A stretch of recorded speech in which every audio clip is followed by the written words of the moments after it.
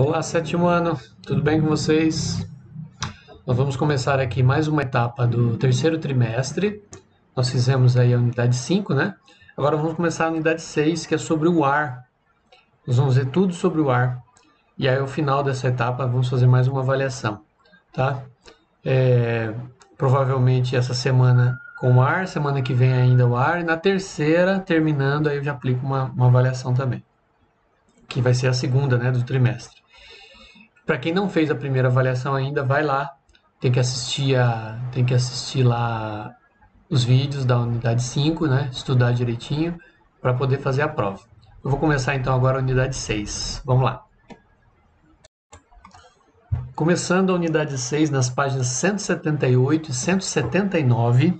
Se você tem o livro aí, você pode acompanhar comigo. Pode acompanhar aqui também pelo vídeo. Eu vou deixar em anexo essas páginas na atividade para você poder acessar também, guardar, salvar no seu celular. Na hora que for estudar para a prova, eles estão aí com você. Vou começar aqui, ó, unidade 6 é sobre o ar. Nós vamos ver tudo sobre o ar, tá? E só que para iniciar, ele tem um infográfico aqui, ó, bem legal, falando sobre algumas contribuições do nosso brasileiro Santos Dumont no desenvolvimento de equipamentos que voam, que voaram, né? E que foram importantes para o desenvolvimento do avião moderno. O avião que a gente conhece hoje só foi possível graças a grandes inventores, e um deles foi o brasileiro Santos Dumont, que morava na França, morava em Paris, né? Ele é considerado o pai da aviação, né? Existe uma discussão porque nós brasileiros, a gente diz que o Santos Dumont é o pai do avião, mas os americanos dizem que são os irmãos Wright, que também fizeram um avião. A diferença é que o avião que eles inventaram era um avião que saía do chão com uma catapulta que jogava o avião para o ar, né? Então era um equipamento que jogava o avião para o ar. O Santos Dumont ele inventou um avião que voava sozinho, não precisava de nenhuma catapulta que impulsionasse. Ele ligava o motor e o motor, né, do próprio avião fazia o avião levantar voo, tá? Que é o que nós temos hoje. Os aviões são assim. Então, os americanos dizem que os irmãos Wright são os inventores do avião, e nós dizemos que quem é o inventor do avião é o Santos Dumont. Bom, aí vamos dar uma analisada então aqui. Diz assim, ó. Acompanhe comigo a leitura aí, deixa eu aumentar mais um pouquinho. Santos Dumont, um brasileiro inventor. Você sabia que o inventor do balão dirigível foi um brasileiro? O balão que tem um motor. O balão dirigível é mais ou menos esse daqui, ó. Cadê? Esse aqui, ó. Isso aqui de cima também dá para ver aqui, ó. É um balão dirigível, é um balão que dá para você dirigir. Foi ele que inventou também. Aí diz assim, ó, Alberto Santos Dumont nasceu em 20 de julho de 1873, ou seja, há 137 anos atrás, na cidade de Palmira, que atualmente leva o seu nome, hoje o nome da cidade é Santos Dumont, em Minas Gerais. Em 1892, ou seja, quando ele tinha 19 anos, né? Mudou-se para Paris a fim de complementar os estudos e logo se interessou por voo. A família dele não era pobre, né? Tinha dinheiro, então mandou ele para Paris para ele poder estudar. Desenvolveu balões e fez progressos com o controle do voo, construindo os primeiros dirigíveis. Então ele criou um balão que tinha um motor embaixo, que ele conseguia guiar esse balão para onde ele quisesse ir. Com sucesso, passou a dedicar-se à obsessão dos engenheiros da época. Vários queriam fazer. Ele começou a imaginar e querer fazer o que vários engenheiros queriam fazer: a construção de um aparelho voador mais pesado que o ar. O 14 bis é o nome do avião, né? Chamado de ave de rapina pelos franceses. Tornou-se o primeiro aparelho mais pesado que o ar a voar em demonstração pública. Ou seja, era um avião mesmo, que não usava balão para subir. Motor e asas, né? Não é a asa que batia, mas como a asa do avião que a gente conhece hoje. Sem o auxílio de dispositivos externos, em 23 de outubro de 1906, percorrendo cerca de 60 metros, pouco mais tarde, em 12 de... Então, no primeiro voo aqui, ele só levantou, voou um pouco e já pousou. Em 12 de novembro, ou seja, um mês depois, né? Menos de um mês depois, mesmo ano, superaria a marca, realizando o primeiro voo registrado da história. Então, aí o avião voou mesmo, né? Primeiro ele só deu aquela decoladinha e pousou. Depois ele voou de verdade. Aí nós temos aqui várias coisas. Ó. Aqui está o Santos Dumont, mais ou menos, né? Como ele era. Ele usava um chapéuzinho diferente. Tá? Agora vamos ver aqui em cima, ó, as coisas que ele fez. Ó. Aqui em cima, o balão primeiro. 4 de julho de 1898, primeiro balão construído por Santos Dumont, aos 25 anos de idade. Em vez de seda chinesa, que era o que se usava, ele inovou, utilizando seda japonesa, material menos resistente, mas bem mais leve. Então ele usou uma seda que era menos resistente, mas o peso era menor, né, para carregar o balão. Então tá aqui, ó, um cesto, e aí o balão aqui em cima. Ele era cheio com gás especial, não me lembro se era nitrogênio ou gás hélio. Acho que era nitrogênio. Depois, ainda em 1898, só que mais tarde, em setembro, dirigível número 1. Ele fez um balão também, ó, só com cabo, só que agora tem um motor aqui, ó, onde fica. Com o objetivo de controlar a dirigibilidade do balão, Santos Dumont desenvolveu o número 1. Ele chamou de número 1. Um motor a explosão. Um motor normal, assim, como se fosse um motor de carro. Na descida, uma bomba de ar não funcionou adequadamente, o balão começou a dobrar e caiu. Então ele sofreu um acidente aqui, quase morreu. Então aqui ele já tinha. Primeiro ele tinha um balão onde você entra dentro e vai, e aí o vento te leva, não dá para você controlar, né? Você só sobe e desce. É o único controle que você tem, subir e descer. E aqui não, aqui ele já instalou um motor, mas aí quase morreu, né? Se acidentou. Aí diz aqui em cima, ó. Deixa eu ver se tem outro aqui no meio. Aqui, ó. Não, aqui em cima mesmo. Aí ele fez o número 1. Aí o 2, o 3, o 4, o 5 não deram muito certo. Aí ele foi para o número 6. 19 de outubro de 1901. Em voo de pouco menos de meia hora, Santos Dumont contornou a Torre Eiffel. Ele deu uma volta na Torre Eiffel, aquela torre famosa da França, com esse dirigível. Por esse feito, recebeu um prêmio chamado Deutsche de la Marche, além de 50 mil francos que ele doou. Ele tinha dinheiro, então ele doou esse dinheiro. A academia lá da França, os engenheiros de voo e tal, eles criaram um prêmio. O primeiro que criasse um aparelho que voasse e que conseguisse dar a volta lá na torre e voltasse, né, no clube de voo, ia ganhar o prêmio. E o Santos Dumont foi o primeiro a fazer isso. Depois tem o número 9 aqui embaixo, ó, o dirigível número 9, foi em 1903. O pequeno dirigível número 9 recebeu o nome de La Baladeuse, que é a passeadeira em francês. Nele, Santos Dumont levou um garoto de 7 anos como passageiro, já levou um passageiro com ele, realizou o primeiro voo noturno, feito à noite. Além disso, depois de 3 aulas, ele permitiu que a cubana Aida de Acosta pilotasse. Então ele ensinou uma mulher a pilotar o dirigível. Com 3 aulas, ela já conseguia pilotar ele. Aí sim, em 1906, mais 3 anos depois, olha aqui o 14 bis, esse é o 14 bis. Um aviãozão esquisitão, né? Aí sim é um avião de verdade. Santos Dumont voou no seu 14 bis, campo de Bagatelle, na cidade de Paris, na França. O percurso de 60 metros, a cerca de 6 metros do solo, durou apenas 7 segundos. Então ele decolou com o avião, voou, né? 60 metros, aí ele pousou de novo. Durou só 7 segundos. E um monte de gente assistindo, né, e vendo. Depois ele fez outros voos maiores.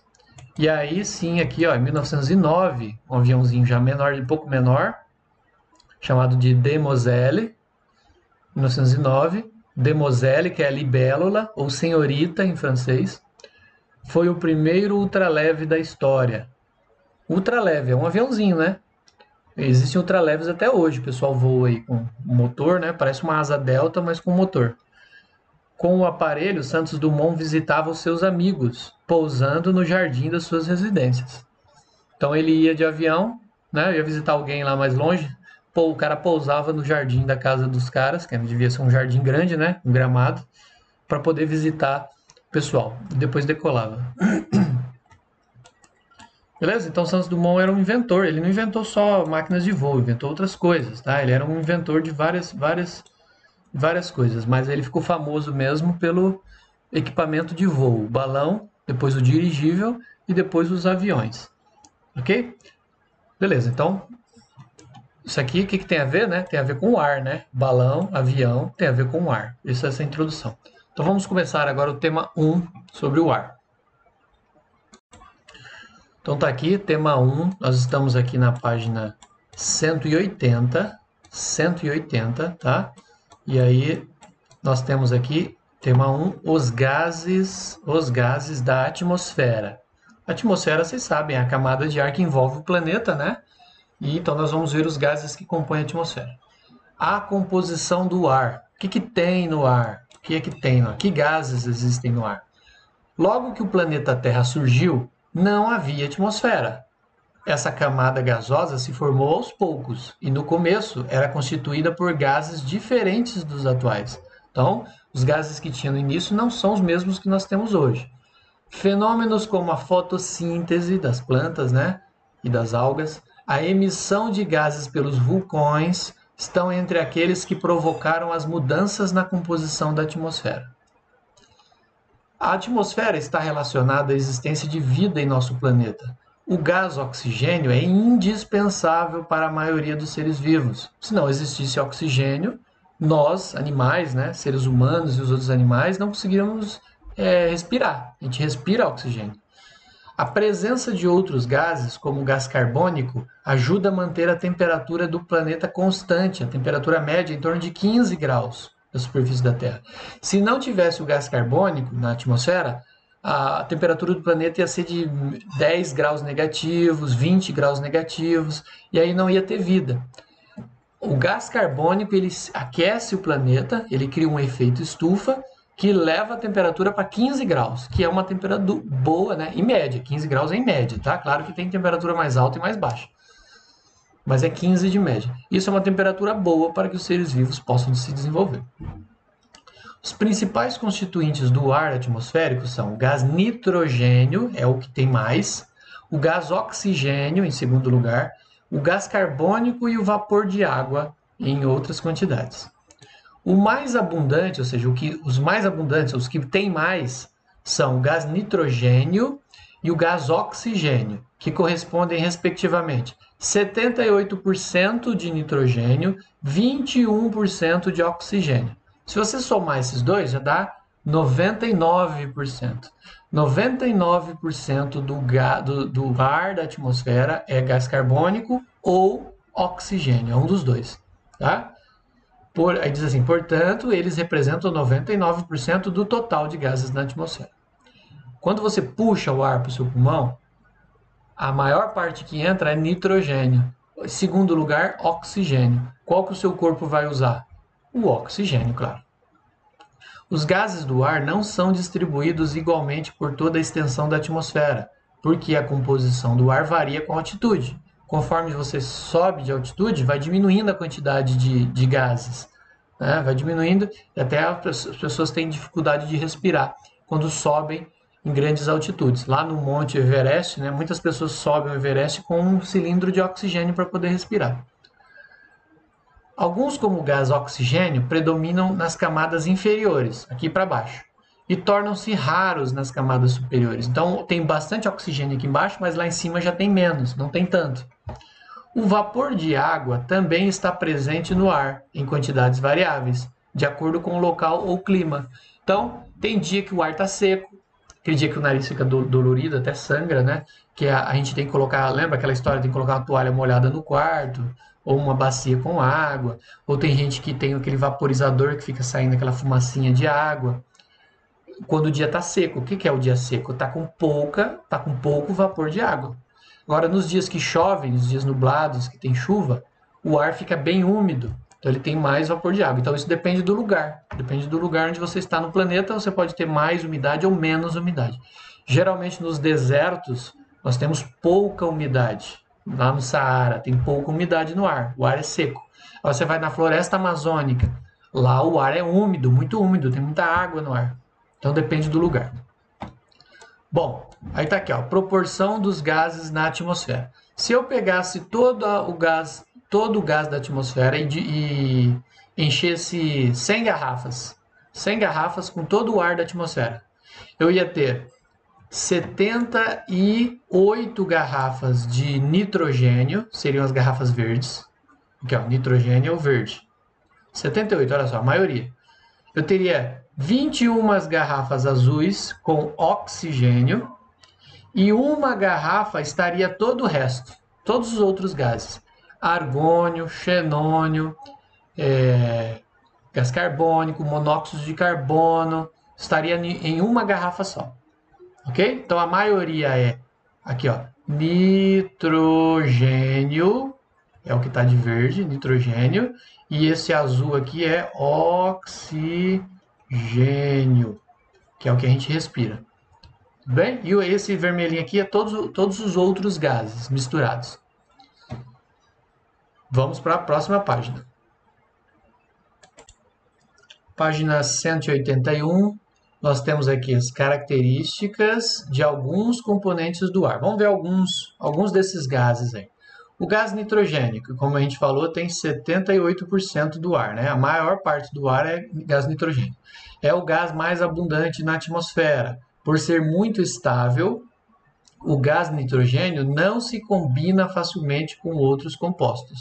Então, é um gás que não gosta muito de reagir com outros componentes. Por isso, é empregado para proteger alguns metais na forma de pó que podem explodir quando entram em contato com o gás oxigênio.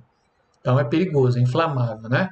Assim, então, se você tem um material que pode explodir com a presença do oxigênio, você vai usar uma camada de nitrogênio.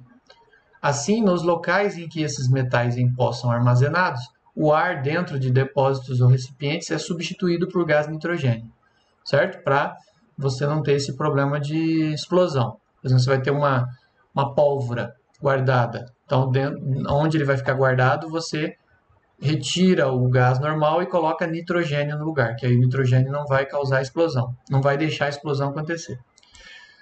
Oxigênio.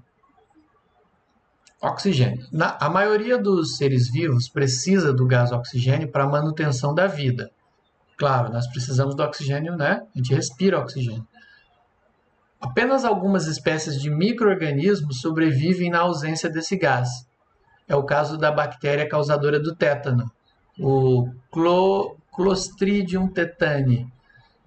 A bactéria do tétano, ela não gosta de oxigênio. Por isso que às vezes a gente tem um machucado, a gente passa água oxigenada, a água oxigenada ela libera oxigênio. Esse oxigênio mata, se tiver presente ali a bactéria do tétano, ela mata.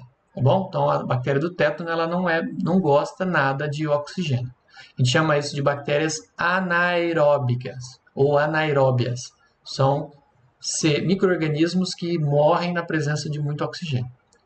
O gás oxigênio também participa do processo da queima, ou nós chamamos de combustão. Tudo que estiver queimando, está queimando também o oxigênio. Tá? Uma vela acesa, fogo, incêndio, uma explosão, isso consome oxigênio. Nesse processo, os materiais que queimam são chamados de combustíveis. Então, você colocar fogo na gasolina, por exemplo. A gasolina está queimando, ela é o combustível. E nós temos que ter a presença do oxigênio. Tá? São exemplos a madeira queima, o carvão queima, a gasolina queima. Para esses materiais, para que eles queimem, é necessária a presença do oxigênio. Então, ele é chamado de comburente. A madeira, o carvão e a gasolina são os combustíveis. O oxigênio é o comburente. Ele que vai provocar a queima dos combustíveis. Além disso, a combustão só tem início quando se fornece energia. Então, a gente precisa dar energia para começar o fogo.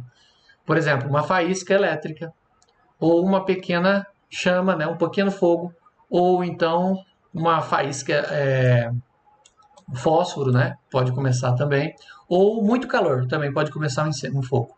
Nesse caso, no caso da combustão, a fonte de energia é chamada de fonte de ignição. Então, nós temos que ter os combustíveis, que são madeira, papel, gasolina, que vai queimar, né, é o que vai queimar. Nós temos o comburente, que é o oxigênio, e nós temos que ter uma fonte de ignição, aquilo que vai começar a produzir o incêndio, o fogo. Aí nós temos aqui embaixo, ó, uma pessoa combatendo o incêndio, um bombeiro aqui. Aí está dizendo assim, Algumas técnicas de combate a incêndios consistem em evitar o contato do gás oxigênio do ambiente com o combustível. Essa é a função dos extintores de incêndio à base de gás carbônico. O que você faz? Você enche o local de gás carbônico e aí com menos oxigênio não tem fogo, certo? Então você joga gás carbônico no fogo e aí com pouco oxigênio acaba o fogo. É o que está acontecendo aqui na imagem. Olha, ele está com o extintor de gás carbônico ligado e ele joga esse gás carbônico ali. Como fica cheio de gás carbônico, fica menor a quantidade de oxigênio. E aí você, sem o comburente, você não tem fogo. Tá? Então olha aqui, ó. Quando se espalha esse gás sobre as chamas, evita-se que o gás oxigênio entre em contato com o combustível e a combustão é interrompida. Na imagem, o bombeiro usa o extintor à base de gás carbônico para apagar o fogo. Certo? Então você joga o gás carbônico e você afasta o oxigênio, né? E aí acaba o fogo. Tudo bem? Beleza? Vamos para a próxima página. E mais um componente da atmosfera é o gás carbônico. Diz assim, embora esteja presente em pequenas quantidades no ar, o gás carbônico participa de diversos processos importantes para os seres vivos. Então, a quantidade dele é pequena no ar, mas ele é muito importante. Com a água e a luz solar, esse gás participa do processo de produção de alimento para os seres fotossintetizantes. As plantas, por exemplo, e as algas que fazem fotossíntese. O gás carbônico é produto da respiração dos seres vivos. Então, o que acontece? As plantas elas recolhem o gás carbônico da atmosfera para produzir açúcares no processo de fotossíntese. Isso é muito importante, porque a gente se alimenta de planta ou de animais que comem planta, certo? Então, o gás carbônico entra aí nessa questão da fotossíntese e produção de açúcares. Ainda vai dizer aqui, ó, o gás carbônico retém na atmosfera parte da energia. Essa aqui é outra coisa, outra importância do gás carbônico. O gás carbônico ele retém na atmosfera a energia que a Terra recebe do Sol. Então ele segura para ele esse calor. Esse fenômeno natural chama-se efeito estufa. Graças a ele e a alguns outros gases que também retêm energia, como o metano, né, faz isso, as temperaturas atmosféricas se mantêm dentro de limites adequados para a existência de vida. Aquilo que eu falei, a média do planeta Terra é de 15 graus. Se não tivesse gás carbônico, essa temperatura ia ser negativa e não ia ter vida no planeta Terra, porque ia ser tudo congelado, né? A água ia ser congelada, não ia ter como desenvolver a vida. Então, graças a esse efeito estufa, que é o efeito estufa benéfico, né? Torna a temperatura boa para o desenvolvimento da vida. O que está acontecendo é que a gente está exagerando no efeito estufa, né? A gente está emitindo muita poluição no ar e aí muito gás carbônico no ar aumenta o efeito estufa e a gente pode estar tendo um aquecimento exagerado no planeta. Aí é aquele famoso chamado aquecimento global. No entanto, olha só, o excesso desses gases faz com que mais calor seja retido na atmosfera, o que consequentemente aumenta a temperatura do planeta. Aí no tema 4, daqui a pouco, nós estamos no tema 1, né? Você estudará como ocorre o efeito estufa e as consequências do aumento da temperatura do planeta. Então, mais para frente, a gente vai ver essas consequências do aquecimento global, né? E do aumento do efeito estufa. O outro componente da atmosfera é o vapor de água. Nós já vimos aí o nitrogênio, o gás oxigênio, nós vimos o gás carbônico e agora o vapor de água. O vapor de água ajuda a regular o clima por meio do ciclo da água. Sua quantidade varia de acordo com o clima de cada lugar e as condições. Então, isso aqui nós já falamos também. Dependendo do lugar, você tem um ambiente mais úmido ou mais seco, que daí é a quantidade de vapor de água. Depende do momento também. Tem dia que está mais úmido, tem dia que está mais seco o ar. Em algumas regiões do planeta, como na Amazônia, a quantidade de vapor de água no ar é maior, é grande, né? Floresta úmida. Por isso, esses locais são úmidos e ocorrem chuvas quase o ano todo. Existem épocas na Amazônia que chove todo dia, tá? Porém, há outras regiões em que a quantidade de vapor de água no ar é baixa. São lugares mais secos, né? Apresentam um clima seco, como o semiárido nordestino, lá na Caatinga, no Nordeste, ou nos desertos, o deserto do Saara, por exemplo, certo? São locais secos. Aí diz assim, quando essa quantidade de vapor de água diminui, podemos sentir que o ar está seco ao respirar, né? A gente fica com a respiração, a boca fica seca, o nariz pode até sangrar, né? Os olhos ficam coçando, a gente sente a secura do ar. A baixa umidade provoca secura nas vias aéreas e nos olhos e costumam agravar problemas alérgicos e respiratórios, além de afetar a saúde humana, aumenta o risco de incêndios na vegetação. Né? Claro, você tem o ar seco, você tem menos água nas plantas e nas folhas secas. E aí elas pegam fogo com mais facilidade. É o que ocorre agora no Pantanal, que a gente está ouvindo falar aí de vários incêndios que ocorrem no Pantanal. Pantanal, geralmente, ele é um lugar mais úmido, né? Mas nós estamos passando por uma seca esse ano lá, muito pouca chuva. A folhagem fica seca, a vegetação fica seca e pega fogo com facilidade. Aí nós temos aqui, ó, nuvens, uma foto com nuvens e pássaros, e diz assim: ao encontrar camadas mais frias da atmosfera, o vapor de água se condensa, então ele deixa de ser vapor e vira água líquida. Produz inúmeras gotículas de água, aí formam as nuvens.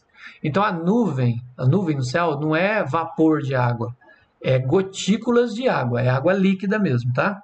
Então não é gás, é gotículas de água. Essas gotículas aglomeram-se até atingir um tamanho em que tendem a cair como chuva. Eles primeiro são pequenininhas, fica lá flutuando a nuvem. Quando essas gotículas ficam grandes, elas caem e aí forma a chuva. Ok? Isso aqui é uma pintura. É um óleo sobre papel de 1821. Tem 199 anos já essa pintura aqui. Vamos para a próxima página. Bom, agora a gente já conheceu a composição da atmosfera. Nós vamos ver agora já o tema 2, propriedades do ar. Então, tema 1 e tema 2. Vamos ver agora então as propriedades do ar. Cor, cheiro e gosto. Será que o ar tem cor, tem cheiro e tem gosto?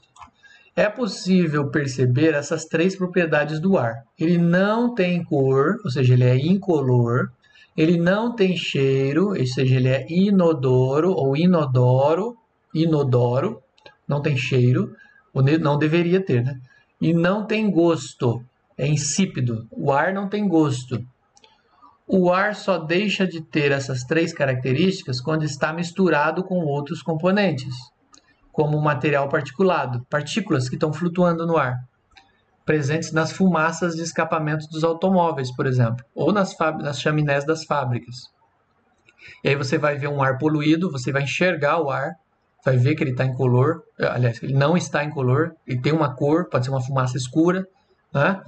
Ele vai ter cheiro, você vai sentir o cheiro no ar da poluição e até pode deixar gosto na boca, né? Pode até deixar gosto na boca. O ar que você respira pode deixar um gosto estranho na boca também, devido ao material particulado que tem no ar. Bom, aí tá aqui, ó.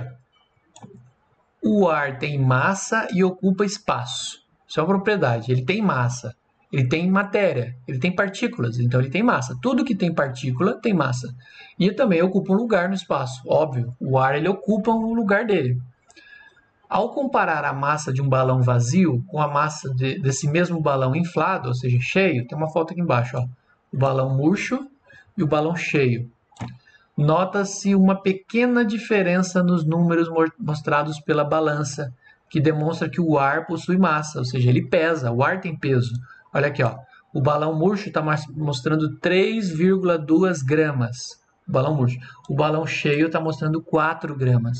Por que tem essa diferença de 0,8? Essa diferença é o ar que está dentro do balão. Ele pesa, o ar pesa, tá? Então ele mostra um valor diferente ali na balança.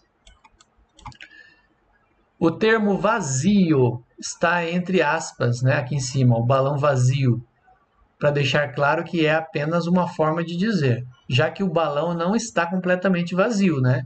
Sempre tem alguma coisinha, ó, sempre tem um pouquinho de ar lá dentro, mesmo antes de ser inflado. Então, mesmo esse balão murcho aqui, ele tem alguma coisinha lá dentro. Outra propriedade do ar está relacionada ao espaço físico. Ele ocupa todo o espaço disponível no ambiente. Então, se você colocar ar dentro, por exemplo, de uma garrafa, ele não vai ocupar o fundo da garrafa, o ar. Ele vai ocupar a garrafa toda por dentro. Ele vai ocupar todo o espaço, tá bom? Não vai ocupar só uma parte, ele vai ocupar a garrafa inteira. Aí diz assim: podemos constatar essa propriedade ao inflar o balão de borracha. Observamos que ele estica por igual. Todos os lados do balão esticam. Ou seja, o ar ocupa igualmente todo o espaço disponível. Conforme você enche o balão, o ar lá dentro ele ocupa todo o espaço. Tudo bem? Beleza? Então tá aqui a balança, balão vazio, balão cheio e a diferença de peso entre eles, né? Vamos para a próxima página. Ok, então na penúltima página de hoje, aqui é a página número 185, nós temos aqui, ó, o ar se expande, o ar ele se expande e pode ser comprimido. Então é mais uma propriedade do ar. Além de ele ter massa e ocupar lugar no espaço, ele pode ser expandido e comprimido. Vamos ver o que é isso? Como qualquer gás, o ar ocupa todo o espaço disponível no ambiente. Acabamos de ver isso, né? Ele ocupa o ambiente todo onde ele for colocado. Podemos, por exemplo, apertar um balão de aniversário cheio de ar e, ao soltá-lo, verificar que ele retorna ao formato inicial. Se você pegar um balão e apertar, ele volta, e soltar, né, ele volta para o estado que ele tinha antes. Isso se deve tanto à borracha do balão, que é flexível, quanto ao ar do seu interior, o ar que está lá dentro, que pode ser comprimido. Comprimido é apertado, ele pode ser apertado e volta a se expandir, ele volta para o estado que ele tinha antes. Se você pegar uma seringa de injeção, né? Pega uma seringa e tampa um lado, não com agulha, lógico, né? Vai furar o seu dedo, mas você tampa um lado, onde sai ali, e o lado do êmbolo você aperta para dentro, você vai ver que vai um pouquinho, né? Vou desenhar uma seringa aqui, ó. Assim, ó. Uma seringa, ela é mais ou menos assim, ó. Aqui é o bico, né? Aqui é o bico, e aqui é aquela parte onde a gente aperta, ó. E lá dentro tem uma borracha bem aqui, ó. Certo? Então, se você tem ar aqui dentro, você puxa assim para fora. Aí você tampa aqui com o dedo, ó. Tampa com o seu dedo ao lado. O que tem lá dentro? Tem ar. Partículas, tem as partículas do ar lá dentro. A gente não consegue ver, lógico, né? Só que se a gente apertar esse lado aqui com uma força para cá, ó, por uma força F aqui, se a gente aperta aqui esse lado da seringa, ela vai um pouquinho para lá. Ela vem parar aqui, ó. E aí quando você solta, ela volta para o lugar dela. Por quê? Porque o ar ele ficou apertado, ele ficou comprimido, e depois que você solta, ele expande de novo e volta ao volume que ele era antes. Então dá para fazer isso com o ar, dá para ele apertar e voltar ao normal. Então ele é como se fosse um amortecedor, tá? E podemos ter um amortecedor de ar, certo? Um amortecedor com ar dentro. Ok, então o ar ele pode ser comprimido e expandido. A propriedade de expansibilidade e compressibilidade, ou seja, o ato de expandir e de comprimir dos gases, tem diversas aplicações práticas e pode ser usada, por exemplo, nos pneus de automóveis. Quando você enche o pneu, você põe muito ar lá dentro, você põe um ar muito apertado lá dentro. Motos, pneu de carro de motos e de bicicletas, né? A gente enche com uma bomba de ar comprimido, assim como os cilindros de ar utilizados pelos mergulhadores e alpinistas. Olha aqui a pessoa com cilindro, ela está com um cilindro nas costas, deixa eu colocar o vermelho aqui, um cilindro nas costas dela e ela está carregando um outro cilindro aqui. Esse cilindro tem muito ar, o ar ele está apertado ali dentro. Ele é tipo o ar que ocupa assim, uma sala inteira, uma sala de aula inteira. Todo aquele ar é comprimido dentro de um cilindro. Para quê? Para a pessoa ficar aí 1, 2, 3 horas respirando o ar que está dentro do cilindro, o oxigênio, né, que está dentro do cilindro. E aí ele pode ficar bastante tempo ali, porque o ar ele fica apertado ali dentro.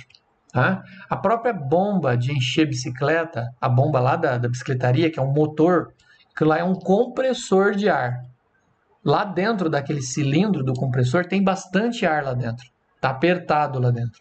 Tá? E aí conforme você liga ele pode encher o pneu da bicicleta passando o ar de dentro do cilindro para dentro do pneu. Tá bom? Aí tá aqui, ó. Estocar o ar em cilindros ou botijões facilita o seu uso e o seu transporte. Ele ocupa menos espaço, né? Cilindros de mergulho contendo uma mistura de gases comprimidos possibilitam ao mergulhador explorar o ambiente aquático. Isso aqui é um mergulhador em Caravelas, na Bahia. Então, o cilindro de ar comprimido. O ar comprimido é um ar apertado dentro do cilindro, tá? Aí você pode perguntar, isso o que acontece se a gente furar esse cilindro? Ele vai explodir, porque o ar vai escapar, ele vai escapar com força. Ele vai querer voltar ao tamanho que ele era antes, né? Devido à pressão que ele está sofrendo ali dentro. Aí o cilindro explode, tá bom? Isso acontece com bujão de gás também, o perigo de explosão. Bom, isso aqui não precisa fazer, nós vamos para última página. Bom, aqui na última página de hoje, né, página 186, nós temos temos atividades aqui relacionadas ao temas 1 e 2, que a gente acabou de ver, sobre o ar, né, e propriedades do ar. E nós vimos a composição do ar e propriedades do ar. Então, vocês vão responder aqui, ó, do 1 até o 6. Do 1 até o 6, só responda no caderno, como a gente sempre faz, tá? Não precisa copiar tudo, só quando for preciso, né? Copiar uma frase para arrumar e tal. E igual aqui, ó, número 3, ó, reescreva as frases. Reescreva as frases, então, substituindo as palavras. Então, essas palavras você vai substituir aqui no lugar das letras. E aí você tem que copiar a frase certinho, tá bom? E aí vocês vão postar foto para mim que vocês fizeram a tarefa. Beleza, pessoal? É isso. Então, essa é a atividade da semana. Semana que vem a gente volta com os temas 3, 4, 5, tá?